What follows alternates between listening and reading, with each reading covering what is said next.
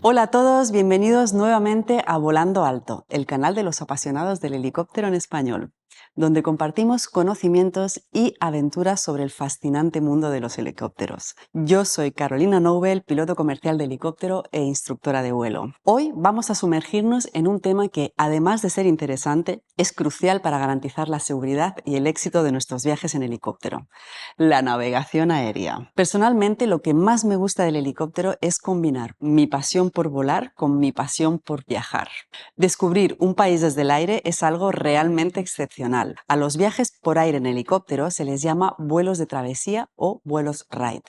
Estos vuelos son maravillosos, pero depende de cómo se pueden transformar en una verdadera pesadilla. En primer lugar, voy a ponerte en situación. Imagina que queremos ir a visitar unos amigos a su casa de campo situada a 200 kilómetros de distancia.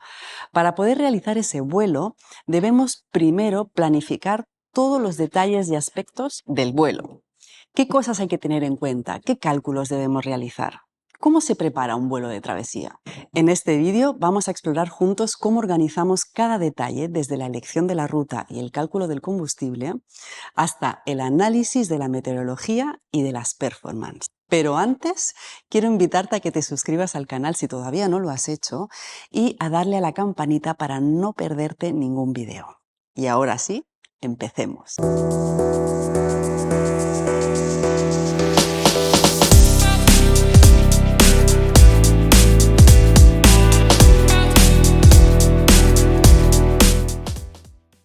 Una buena planificación de vuelo no solo nos ayuda a evitar sorpresas desagradables, sino que también nos permite disfrutar plenamente del vuelo sabiendo que tenemos todo bajo control. Cuando preparamos un vuelo de travesía, debemos realizar el estudio de la navegación.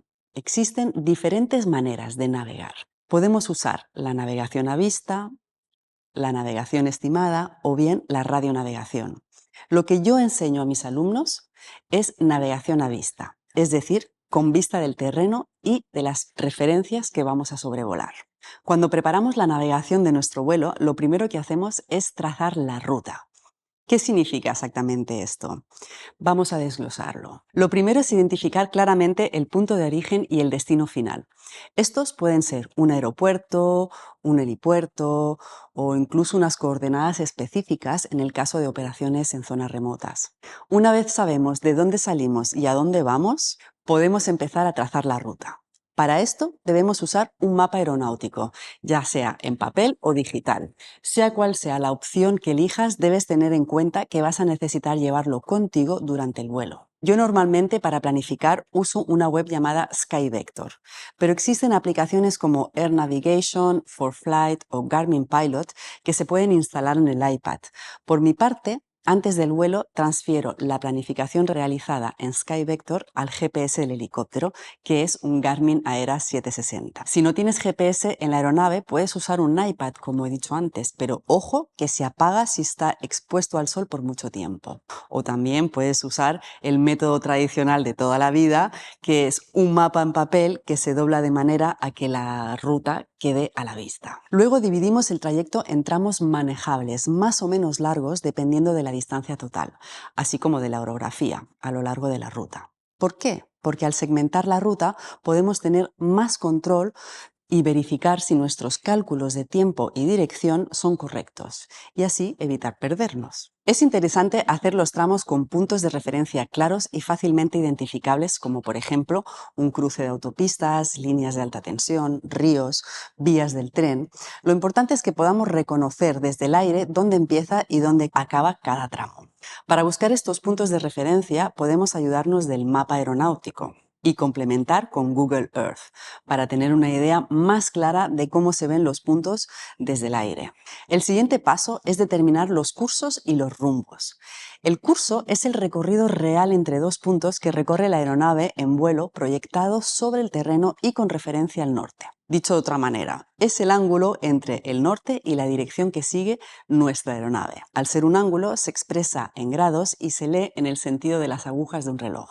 El curso puede ser verdadero o magnético, dependiendo de si la referencia utilizada es el norte geográfico o magnético. Para nuestra planificación usaremos siempre cursos y rumbos magnéticos, ya que nuestro compás, que es el instrumento que usamos para orientarnos, utiliza una aguja imantada que apunta al norte magnético. Hemos hablado de norte geográfico y norte magnético. La diferencia entre ambos es la variación magnética. Podemos encontrarla en las cartas aeronáuticas. Cabe destacar que esta variación varía con el tiempo y dependiendo del lugar donde nos encontramos volando. Debemos corregir nuestro curso verdadero sumando o restando dicha variación. Una variación magnética de, por ejemplo, 3 grados este significa que el norte magnético se encuentra desviado de 3 grados hacia el este del norte geográfico. En este caso se dice que la variación es negativa, con lo cual debemos restarla al curso verdadero. Para recordar esto podemos usar la expresión este-reste. Al revés, si el norte magnético se encuentra al oeste del norte geográfico, se dice que la variación es oeste y positiva, así que debemos sumarla al curso verdadero. Existen conceptos como la desviación o inclinación que influyen en la indicación del compás magnético, pero voy a omitirlos para que sea más fácil la comprensión del video. Una vez que tenemos nuestro curso magnético calculado, podemos calcular nuestro rumbo. El rumbo es el ángulo entre el norte y la nariz del helicóptero, es decir, el eje longitudinal de nuestra aeronave. Al igual que el curso, el rumbo puede ser magnético o verdadero. La diferencia entre curso y rumbo es la deriva. Sí, ya sé, te estás empezando a hacer un lío. Veamos si así se entiende mejor. Imagina que volamos hacia el este, es decir, con un curso de 90 grados. Si tenemos un viento lateral que sopla de nuestra izquierda, a lo largo del vuelo la aeronave va a derivar hacia la derecha, alejándonos de la trayectoria original y deseada. El ángulo que hay entre nuestra trayectoria deseada y nuestra trayectoria real es el ángulo de deriva. Para evitar ese problema vamos a usar el ángulo de corrección del viento. Este va a depender de la intensidad del viento y de la velocidad de la aeronave. Podemos calcularlo mediante un computador de vuelo o usando un triángulo de velocidades. Bien, supongamos que nuestro ángulo de corrección del viento es de 10 grados. En nuestro ejemplo anterior, el helicóptero deriva hacia la derecha. En este caso, restaremos el ángulo de corrección del viento a nuestro curso deseado, con lo cual obtenemos un rumbo de 80 grados, es decir, inferior al curso. Podemos memorizar que si el helicóptero deriva hacia la derecha, el ángulo de corrección del viento es negativo. Y por el contrario, si la aeronave deriva hacia la izquierda debido a un viento proveniente de la derecha, el ángulo de corrección del viento será positivo, dejando el rumbo con un valor superior al del curso. Este ajuste asegura que a pesar del viento que pueda desviarnos, sigamos exactamente la trayectoria planeada.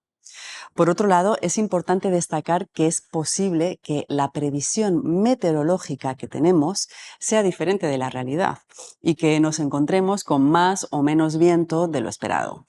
Para prevenir esa situación, usaremos los puntos de referencia elegidos y así asegurarnos de que no estamos derivando. Por ejemplo, si al final de un tramo debiésemos estar sobre un cruce de autopistas y este se encuentra alejado de nuestra posición, significa que nuestro rumbo es incorrecto y debemos rápidamente rectificar nuestra trayectoria para corregir la deriva. Llegados a este punto debemos decidir las altitudes. Esto depende de varios factores: el espacio aéreo en el que estamos volando, la separación con el terreno, las condiciones meteorológicas, la optimización del consumo de combustible o simplemente nuestro rumbo. Son muchas las cosas que hay que tener en cuenta para determinar nuestra altitud de vuelo. Vayamos por partes. Para separar las aeronaves que vuelan a gran altitud de las que vuelan a baja altitud, se ha determinado la altitud de transición. La altitud de transición es la altitud específica en un área o país donde los pilotos dejan de usar la altitud basada en la presión barométrica real a nivel del mar, es decir, el QNH, y comienzan a usar un nivel de vuelo basado en el nivel de presión estándar 1013 hectopascales o 29,92 pulgadas. La altitud de transición varía según el país y el área. En Estados Unidos, por ejemplo, es de 18.000 pies, mientras que en Europa o en Chile puede situarse entre 3.000 y 10.000 pies.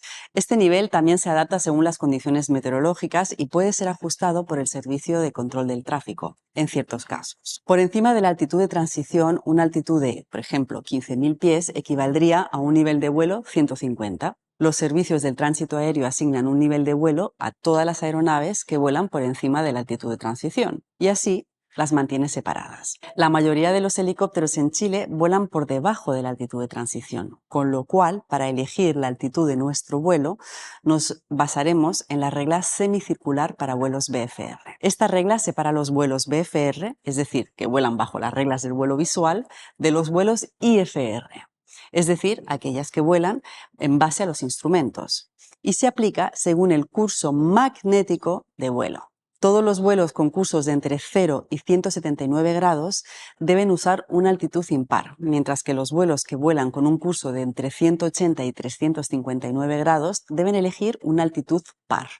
Además, los vuelos VFR deben añadir 500 pies a la altitud elegida. Por ejemplo, si volamos con un rumbo de 90 grados, es decir, hacia el este, deberemos elegir una altitud impar. Y como nuestro helicóptero vuela VFR, le añadiremos 500 pies a esa altitud. Por ejemplo, nuestra altitud podría ser 3.500, 5.500, 7.500, etc. En Chile, debido a la configuración geográfica del país, se han modificado las rutas de la regla, separando los vuelos que vuelan entre rutas del 30 grados al 209 y aplica solo por encima de los 3.000 pies, con lo cual, si deseamos volar por debajo de esa altitud, es recomendable pero no obligatorio usar la regla semicircular. Algo que debemos tener en cuenta también es la separación con el terreno. La normativa define las alturas mínimas sobre el terreno. Por ejemplo, en zonas altamente pobladas se debe volar por encima de 1.000 pies o 300 metros sobre el obstáculo más alto en un radio de 600 metros. En lugares con poca población y fuera de espacios aéreos controlados, se debe mantener una altura de vuelo no inferior a 500 pies del suelo, es decir, 150 metros. Las altitudes elegidas para nuestra navegación también pueden ser distintas en los diferentes tramos, dependiendo de la orografía o las condiciones meteorológicas. Una vez tenemos clara nuestra ruta, debemos calcular el combustible que vamos a necesitar. Para ello, debemos determinar nuestra velocidad terrestre, ya que, conociéndola, vamos a poder calcular algo muy importante: el tiempo en vuelo. La velocidad terrestre de un helicóptero, en inglés ground speed, es la velocidad a la que el helicóptero se desplaza sobre el terreno medida con relación al suelo. Es diferente de la velocidad indicada por nuestro instrumento, que está relacionada con el movimiento del helicóptero respecto al aire. Existen otras velocidades como la velocidad calibrada o la velocidad verdadera, entre otras, pero para simplificar las explicaciones vamos a hablar únicamente de velocidad terrestre y velocidad indicada. Déjame saber en los comentarios si te interesa que haga un vídeo sobre los diferentes tipos de velocidades que existen. De momento, para calcular nuestra velocidad terrestre, debemos sumar o restarle el viento a la velocidad que nos indica nuestro instrumento. Si volamos con viento de cara, la velocidad terrestre será inferior a la velocidad indicada, mientras que si volamos con viento de cola será al revés. Por ejemplo, si nuestro instrumento nos indica que volamos a 100 nudos y tenemos 20 nudos de viento de cara, nuestra velocidad terrestre será de 80 nudos y de 120 si el viento viene de cola. Y si volamos con viento cruzado, como hemos visto antes, es la ruta que se verá afectada y no nuestra velocidad indicada. Dependiendo de la velocidad terrestre, estaremos más o menos tiempo volando y por consiguiente nuestro consumo de combustible se verá afectado. Por ejemplo, el Robinson 22 consume aproximadamente medio litro por minuto. Si nuestro tiempo en vuelo fuese 1 hora, necesitaríamos alrededor de 30 litros para realizar el vuelo. Otra cosa importante a saber es que siempre llevamos a bordo más combustible del que vamos a necesitar para realizar el vuelo. Se considera una reserva de al menos 30 minutos para evitar quedarnos sin combustible. Por ejemplo, podría haber mucho más viento de lo estimado y por consiguiente nuestro tiempo en vuelo se extendería. O bien la meteorología puede haber cambiado drásticamente y ya no podemos aterrizar en el lugar previsto y debemos buscar un lugar alternativo más alejado. Además, en algunos aeropuertos, dependiendo del espacio aéreo en el que se encuentran, esta reserva de 30 minutos es obligatoria para poder aterrizar. Y hablando de espacios aéreos, a lo largo de nuestra ruta probablemente debamos hablar con diferentes servicios del tránsito aéreo. Es importante tener claro en qué tipo de espacio aéreo estamos volando. En caso de que sea controlado, cuáles son las frecuencias de radio que vamos a necesitar durante cada tramo. En Estados Unidos, por ejemplo, para ingresar en un espacio aéreo clase C, es decir, Charlie, se requiere establecer una comunicación bilateral con el control del tráfico aéreo. Esto significa que el piloto debe contactar la torre de control y recibir una autorización explícita para poder entrar en el espacio aéreo. Mientras que en un espacio aéreo Delta únicamente necesitamos establecer comunicación con la torre antes de entrar en el espacio aéreo. Con lo cual, la torre solo necesita responder al primer contacto por radio sin que sea necesaria una autorización explícita. También existen espacios aéreos clasificados como prohibidos, peligrosos o restringidos. Usaremos el AIP para averiguar cuáles son y cuáles son sus características, dimensiones y horarios de vigencia de cada uno de ellos. En los mapas aeronáuticos aparecen los espacios aéreos dibujados, junto con la información de frecuencias, dimensiones de la pista, entre otros. Así que si trazamos la ruta en el mapa, veremos claramente cuándo hay que realizar radiocomunicaciones y qué frecuencias usar. En Chile, lamentablemente, no disponemos de este tipo de mapas, así que usamos el AIP, las páginas web y las aplicaciones de navegación que mencioné antes para conocer las diferentes frecuencias que debemos usar. Además, tenemos una plataforma llamada IFIS, donde tenemos acceso al AIP, así como a información meteorológica actualizada. Y hablando de meteorología, ahora que ya tenemos nuestra ruta súper clara, vamos a realizar el análisis de meteorología previo al vuelo. Este es un punto fundamental porque nos permite averiguar, entre otras cosas, el viento que nos vamos a encontrar en la ruta. Y como acabamos de ver, eso va a determinar nuestro rumbo, nuestra velocidad terrestre y, por consiguiente, nuestro consumo de combustible. Así que vamos a leer atentamente los METAR, los TAF y los GAMET, que estén disponibles para los aeródromos o aeropuertos que se encuentren en nuestra ruta. Te voy a explicar brevemente qué son y si te interesa haré un video hablando detalladamente de todos estos mensajes. Los METAR, TAF y GAMET son mensajes meteorológicos que explican la meteorología observada y pronosticada en un lugar o área por un periodo de tiempo concreto. Empecemos por el METAR. Este informe ofrece información actualizada cada hora sobre condiciones como dirección e intensidad del viento, techo de nubes, visibilidad, temperatura, punto de rocío, presión atmosférica, entre otras cosas. Nos indica el tiempo que está haciendo ahora mismo. Es un informe de observación. Después tenemos el TAF. Este informe complementa al METAR, proporcionando una previsión meteorológica para las próximas 24 horas. El METAR nos da el tiempo que hace ahora, mientras que el TAF nos da el tiempo que va a hacer. Al igual que el METAR, nos indica datos sobre viento, visibilidad, techo de nubes, presión atmosférica, entre otros. Finalmente tenemos el GAMET. Esta es una herramienta muy interesante para la planificación de vuelos de helicópteros porque ofrece información detallada sobre fenómenos peligrosos para la navegación aérea a baja altura, desde el suelo hasta 15.000 pies. En él podemos encontrar información sobre las altitudes en las que hay posibilidad de encontrar, por ejemplo, engelamiento o bien turbulencia moderada severa, cenizas volcánicas, incluso información sobre los sistemas frontales, entre otras. Si volamos en una zona remota donde no hay aeródromo o aeropuertos, podemos usar Windy. Esta web da tanto información sobre la meteorología actual como pronósticos de hasta una semana. Es muy interesante porque su interfaz es amigable y fácil de usar. Ofrece muchísima información que puedes usar tanto para preparar tus vuelos como para otras cosas. En ella puedes ver visibilidad, altura de techo de nubes, por supuesto viento y muchas cosas más. Bien, ahora que ya tenemos clara la ruta, el combustible que vamos a necesitar, cuáles van a ser nuestras frecuencias, altitudes y hasta qué meteorología nos vamos a encontrar durante el vuelo, podemos recopilar toda esta información en un registro de navegación como este. Este registro permite al piloto tener a mano durante el vuelo toda la información estudiada con anterioridad y acceder a ella fácilmente. Ya casi estamos listos para el vuelo, pero todavía nos quedan algunas cosas por mirar. Por ejemplo, dependiendo de la altitud de los lugares de despegue y de aterrizaje, debemos asegurarnos de que tendremos potencia disponible para ambas maniobras. Para ello, miraremos las performances de nuestra aeronave. Por ejemplo, para el Robinson R-22, el manual de vuelo de la aeronave, la sección 5 propone varias tablas que nos permiten ver cuáles son las limitaciones de altitud o peso máximo al despegue de la aeronave dentro y fuera del efecto suelo. Este análisis es particularmente importante si vamos a aterrizar en zona montañosa o con gran altitud de densidad, o bien si llevamos mucho peso y hace mucho calor, por ejemplo. Por otro lado, también debemos revisar los NOTAM. Un NOTAM es un aviso oficial emitido por las autoridades aeronáuticas, proporcionando información que complementa el AIP. Recordemos que el AIP es una publicación aeronáutica que recopila toda la información aeronáutica con carácter permanente de un país. Los NOTAM, en cambio, son informaciones de carácter temporal y de corta duración, normalmente menor a 3 meses. Pueden afectar aeródromos o aeropuertos, así como aerovías o espacios aéreos.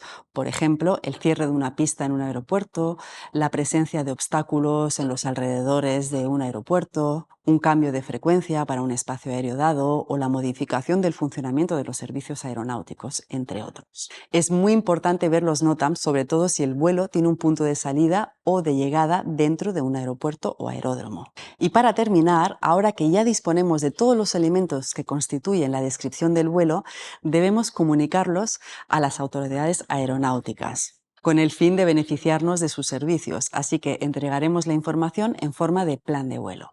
Esta información permite a las autoridades aeronáuticas proporcionar los servicios de control, información y alerta en caso de que sea necesario.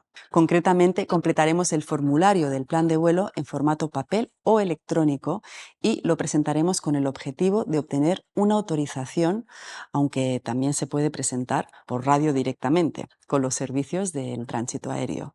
En este caso sería un plan de vuelo AFIL. Y ahora sí, eso es todo por hoy. Hazme saber en los comentarios si ya has realizado alguna navegación aérea y a dónde fuiste y cuál fue tu experiencia. Si te ha gustado el video, no olvides darle al me gusta, me ayuda mucho con el algoritmo. Y recuerda que la seguridad es lo más importante, así que vuela alto y mantente en el rango verde.